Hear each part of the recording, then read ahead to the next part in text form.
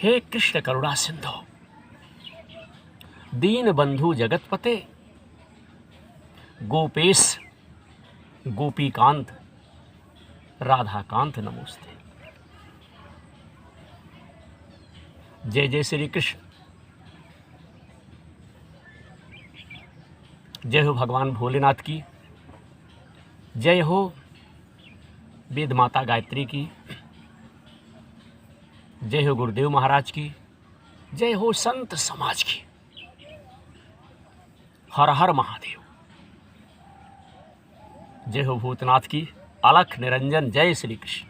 साथियों, आज के इस प्रसंग में हम अपने भाइयों को सप्तविंशो अध्याय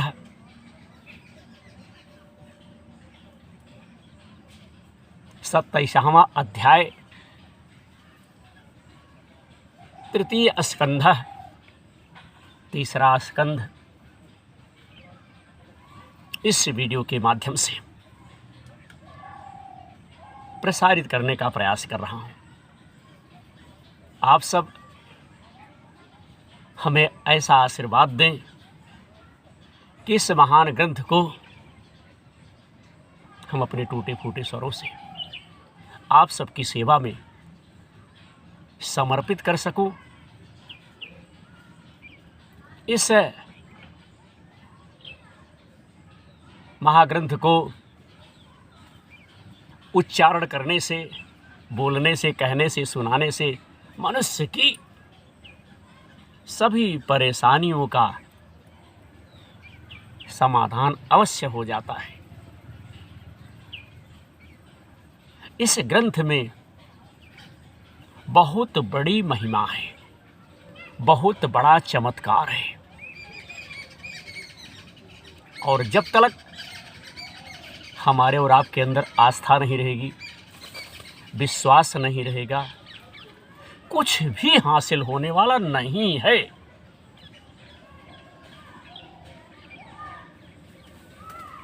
इसलिए सबसे पहले किसी चीज को प्राप्त करने के लिए प्रयत्न कीजिए, साथ ही साथ आस्था भी उस चीज के लिए रखिए जो चीज आप प्राप्त करना चाहते हैं। विश्वास भी रखिए, तभी मित्रों कुछ बन सकता है, अन्यथा कुछ भी नहीं बनेगा। क्योंकि हमारा और हम सबका जीवन प्रतिदिन कम हो रहा है, घट रहा है, बढ़ नहीं रहा है, कम हो रहा है। तो मैं तो भैया इस वीडियो के माध्यम से यही लोगों से कहूँगा कि मनुष्य बनिए, भगवान की शरण में जाइए, भगवान की आराधना कीजिए। नहीं तो एक दिन ऐसा आना ही है, एक दिन ऐसा आना ही है जब आपकी पुकार, आपकी पीड़ा, आपका दुख, आपकी बाणी कोई सुनने वाला नहीं होगा, और उस पीड़ा को और उस दुख को केवल एक ही व्यक्ति समाप्त कर सकता है, खत्म कर सकता है, और वह है हमारा परम पिता, जिसकी चर्चा, जिसकी आराधना, जिसकी वंदना मैं आप सबको करने के लिए कह रहा हूं। इसलिए अगर मनुष्यता आपके अंदर है तो आप लोग मनुष्य बनिए, निशाचर मत बनिए, भजन कीजिए। जितना समय मिले उतना आप भजन कीजिए, क्योंकि एक दिन सब पर बीतेगी, किसके ऊपर नहीं बीती। किसी के ऊपर ज़्यादा बीतेगी, जो भगवान का भक्त होगा उसके ऊपर कम बीतेगी, जो भगवान का भक्त नहीं होगा उसके ऊपर ज़्यादा बीतेगी। साथियों, मैं और बातें कहता, लेकिन मैं चाहता हूं कि वीडियो कम से कम समय में बने और यह अद्भुत ग्रंथ है, लाइव प्रसारण है नहीं कि 1 घंटे 2 घंटे का जो है कर दिया जाए। इसीलिए मैं चाहता हूं कि 20 मिनट 25 मिनट का वीडियो बने। उतने वीडियो में भगवान की चर्चा हम उजागर कर दूं, कह दूं जिसकी इच्छा होगी, जिसको हमारा विचार, हमारी पीड़ा, हमारा संदेश अच्छा लगेगा वह सुनेगा, और सुनेगा तो अपने कल्याण के लिए सुनेगा, विनोद दुबे के कल्याण के लिए नहीं सुनेगा। क्योंकि मैं अमृतमयी भगवान की कथा मैं कह रहा हूं, और इस कथा को सबने सुना है। रही बात अगर आपको देश है, आपको हमारे प्रति अगर घृणा है, तो भैया ये तो आपका विचार है। आपके मन के मैल को हम साफ नहीं कर सकते, क्योंकि जहां पर गंदगी आ गई है, जहां पर मैल आ गई है, चाहे जितना हम और आप उस स्थान को धोएंगे, वहां गंदगी कुछ ना कुछ रहेगी ही। क्योंकि गंदगी को हमने स्वयं पाला है, अपने मन को मैला हमने स्वयं किया है। सबसे पहले शीशे की तरह मन को अपने पवित्र कीजिए, साफ कीजिए। अगर जीवन में सफल होना है और अगर एक दूसरे का हास परिहास करना है, तो सारी गंदगी आप लेकर के बैठे रहो, आप जलो और किसी को प्रकाश नहीं दे पाओगे। क्योंकि आपका साथ ना तो दीपक देगा, ना बाती देगी, ना तेल देगा, क्योंकि आपके अंदर ईर्ष्या है। अगर प्रकाश किसी को देना है तो सबको साथ लेकर के चलो। दीपक को भी आपको साथ रखना पड़ेगा, बाती को भी, तेल को, तब आप जलेंगे, तब दूसरे को प्रकाश देंगे। बाकी आपकी जैसी इच्छा। हरिओम नारायण। आइए विषय पर चलते हैं। तो भैया इस प्रसंग में, इस कथा में आज हम अपने भाइयों को प्रकृत पुरुष के विवेक से मोक्ष प्राप्ति का वर्णन, किस प्रकार से मनुष्य के मोक्ष का वर्णन श्रीमद् भागवत महापुराण में किया गया है, इसे मैं इस प्रसारण के माध्यम से प्रसारित करने का प्रयास कर रहा हूं। कदाचित कहीं कोई गलती हो तो अपने छोटे भाई को आप लोग माफ़ कीजिएगा। कार्यक्रम अच्छा लगे तो सपोर्ट कीजिएगा। हरिओम नारायण। श्री भगवान कहते हैं कि हे माता जी, जिस तरह जल में प्रतिबिंब सूर्य के साथ जल के शीतलता, चंचलता आदि गुणों का संबंध नहीं होता, उसी प्रकार प्रकृति के कार्य शरीर में स्थिर रहने पर भी आत्मा वास्तव में उसके सुख दुखादि धर्मों से लिप्त नहीं होता है, क्योंकि वह स्वभाव से ही निर्विकार, अकर्ता और निगुण है। किंतु जब वही प्राकृतिक गुणों से अपना संबंध स्थापित कर लेता है, तब अहंकार से मोहित होकर मैं करता हूं ऐसा मानने लगता है। साथी, उस अभिमान के कारण वह देह के संसर्ग में किए हुए पुण्य पाप रूप कर्मों के दोष से अपनी स्वाधीनता और शांति खो बैठता है बंधु, तथा उत्तम मध्यम और नीच योनियों में उत्पन्न होकर के पैदा होकर संसार चक्र में क्या करता है, घूमता रहता है, टहलता रहता है। जिस प्रकार स्वप्न में भय शोक आदि का कोई कारण ना होने पर भी स्वप्न के पदार्थों में आस्था हो जाने के कारण दुख उठाना पड़ता है, उसी प्रकार भय शोक अहम मम एवं जन्म मरणादि रूप संसार की कोई सत्ता ना होने पर भी अविद्यावश विषयों का चिंतन करते रहने से जीव का संसार चक्र कभी निवृत्त नहीं होता। इसलिए बुद्धिमान मनुष्य को उचित है कि असन्मार्ग विषयक चिंतन में फंसे हुए, बझे हुए, लगे हुए चित्त को तीव्र भक्ति योग और वैराग्य के द्वारा धीरे धीरे अपने बस में ले आवे। यामादि योग साधना के द्वारा श्रद्धा पूर्वक अभ्यास चित्त को बारंबार एकाग्र करते हुए मुझ में सच्चा भाव रखने, मेरी कथा श्रवण करने, समस्त प्राणियों में समभाव रखने और किसी से बैर ना करने, आसक्ति के त्याग, ब्रह्मचर्य, मौन व्रत और बलिष्ठ अर्थात भगवान को समर्पित किए हुए स्वधर्म से जिसे ऐसी स्थिति प्राप्त हो गई है, जिसे ऐसी स्थिति प्राप्त हो गई है कि प्रारब्ध के अनुसार जो कुछ मिल जाता है उसी में संतुष्ट रहता है, परिमित भोजन करता है, सदा एकांत में रहता है, शांत स्वभाव है, सबका मित्र है, दयालु है और धैर्यवान है। प्रकृति और पुरुष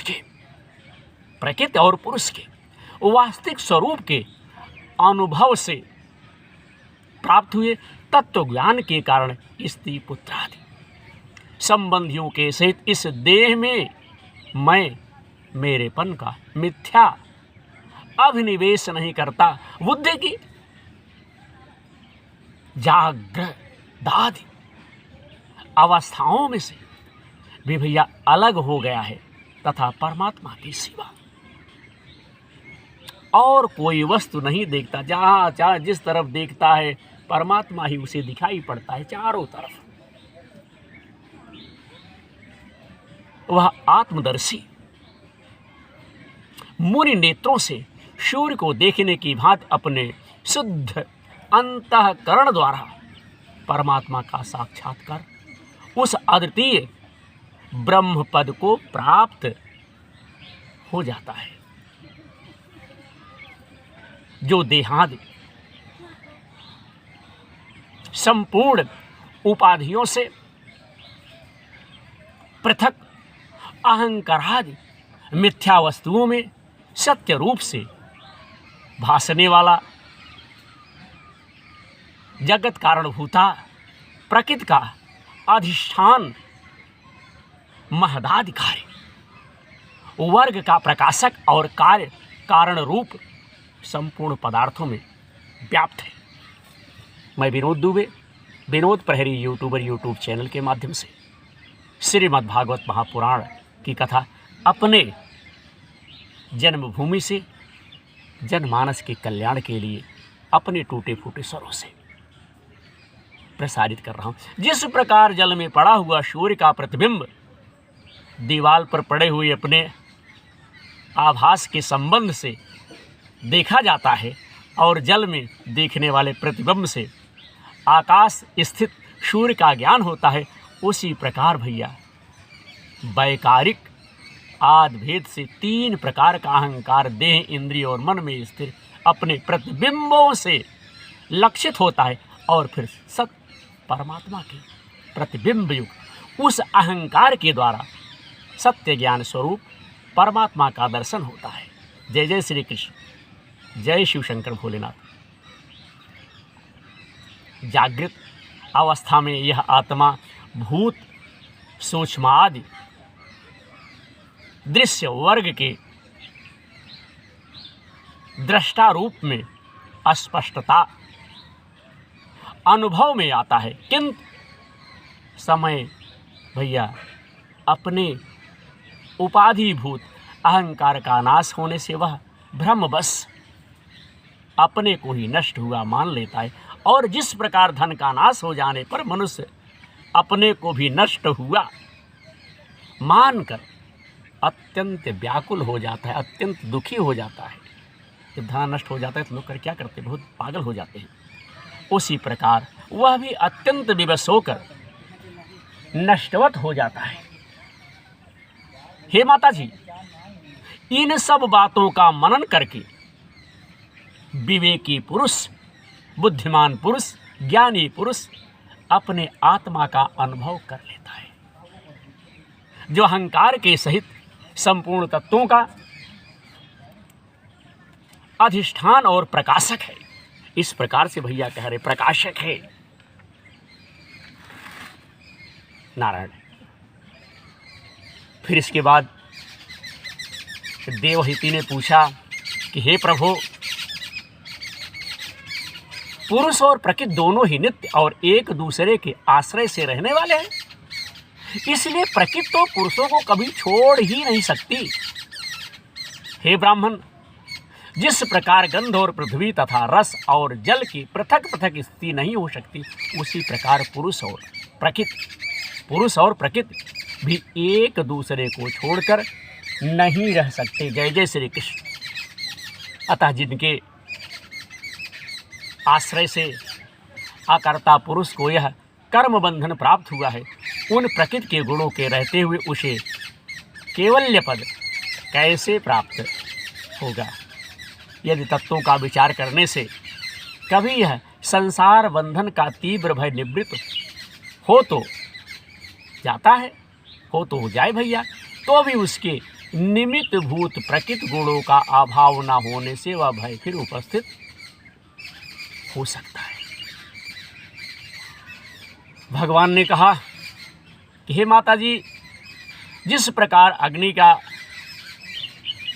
भगवान ने कहा कि हे माई, जिस प्रकार अग्नि का उत्पत्ति स्थान अरण्य अपने से उत्पन्न अग्नि से जलकर भस्म हो जाती है, उसी प्रकार निष्काम भाव से किए हुए स्वधर्म पालन द्वारा अंतःकरण शुद्ध होने से बहुत समय तक भागवत कथा श्रवण द्वारा पुष्ट हुई मेरी तीव्र भक्ति से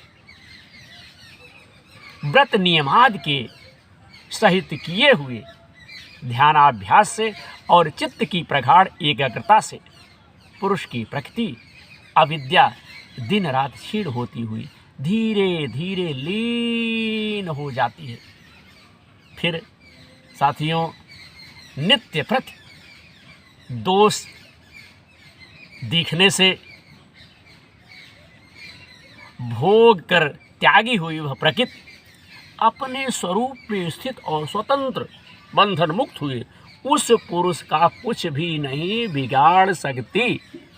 जय जय श्री कृष्ण। जैसे सोए हुए पुरुष को स्वप्न में कितने ही अनर्थों का अनुभव करना पड़े, है? चाहे जितना स्वप्न में अनर्थ दिखाई दे, किंतु भैया जग पड़ने पर जब आप जाग जाएंगे, उसे उन सपनों के अनुभवों से किसी प्रकार का मोह नहीं होता। उसी प्रकार जिसे तत्व ज्ञान हो गया है और जो निरंतर मुझ में ही लगाए रहता है, उस आत्माराम मुनि का प्रकृति कुछ भी नहीं बिगाड़ सकती।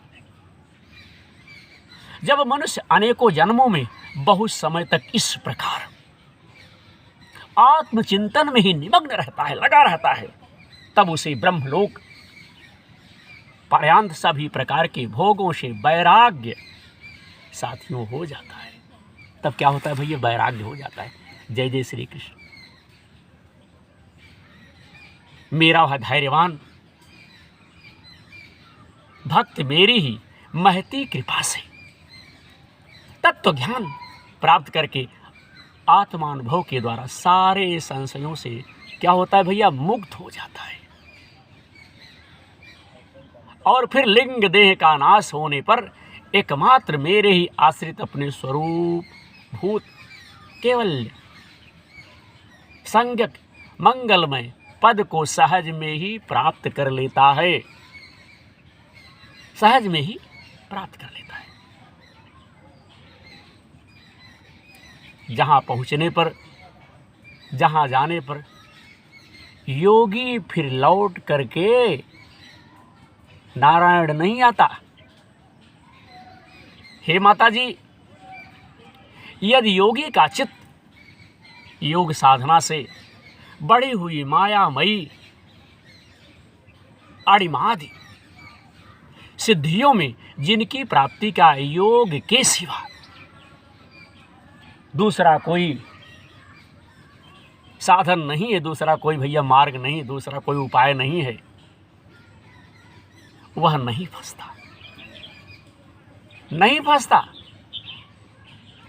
तो उसे मेरा वह अविनाशी परम पद प्राप्त होता है, जहां मृत्यु की कुछ भी दाल नहीं गलती, जहां मृत्यु की कुछ भी दाल नहीं गलती। साथियों, आज हमने इस प्रसारण के माध्यम से श्रीमद् भागवत महापुराण की अद्भुत अलौकिक कथा विनोद प्रहरी यूट्यूब चैनल के माध्यम से हमने कही। आप लोग इसे देखिए, जीवन में परिवर्तन कीजिए, आस्था और विश्वास रखिए, सहायता एवं सहयोग करिए, एक दूसरे की सहायता, एक दूसरे की मदद, एक दूसरे के सुख दुख में पहुंचिए। यही मैं आप लोगों से निवेदन करता हूं। और साथ ही साथ अगर हमारा विचार हमारे देशवासियों को अच्छा लगे तो सपोर्ट करें, हमारे कार्यक्रम से जुड़ें और धर्म के क्षेत्र में आप लोग अपना आशीर्वाद हमें प्रदान करने की कृपा करें। इसी उम्मीद के साथ आप सबका बहुत बहुत आभार, बहुत बहुत साधुवाद। धर्म की जय हो, अधर्म का नाश हो, प्राणियों में सद्भावना हो, विश्व का कल्याण हो। हर हर महादेव, घर घर महादेव। जय जय श्री कृष्ण नारायण। जय हो काशी विश्वनाथ की, जय हो गुरुदेव महाराज की।